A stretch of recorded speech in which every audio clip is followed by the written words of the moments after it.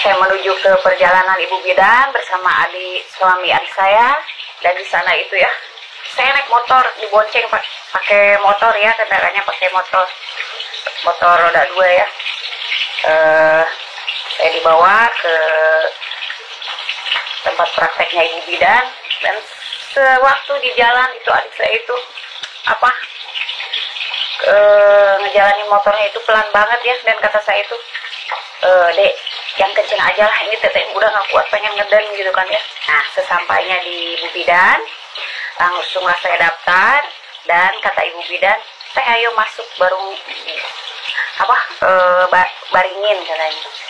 Nah, kata Ibu Bidan lenturin ya teh ya. Nah, diperiksalah saya, dan kata Ibu Bidan, teteh ini udah 8 cm lagi. Saya itu mau udah pembukaan 8 dan mau ke 9. Nah, kata si Ibu Bidan, yuk cina kita ke lantai 2. Nah, disuruh saya ke lantai 2. Itu setengah lari saya itu ya, jalannya setengah lari. Kenapa? Karena saya pengen ngeden banget gitu kan ya. Udah pembukaan 9. Sampainya di ruangan lahiran, berbaringlah saya di sana, dan kata Ibu Bidan, ayo teh baringin. Sesampainya di sana, cuman 1 kali ngeden, alhamdulillah lahirannya lancar, selamat, sehat, keluarlah ya Dedek Queen.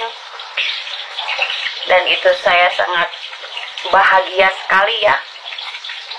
Kendalanya karena mungkin saya udah tua ya, kendalanya di saat lahiran itu yang susah itu si tali ari bayinya itu melilit banget, mulai dari kepala ke leher, ke badan, dan ke kaki. Tapi alhamdulillah mungkin karena saya udah pembukaan 9, jadi itu tidak nunggu waktu lagi ya, cuman sekali ngeden keluarlah itu si Dedek Queen ya, keluarlah alhamdulillah sehat selamat.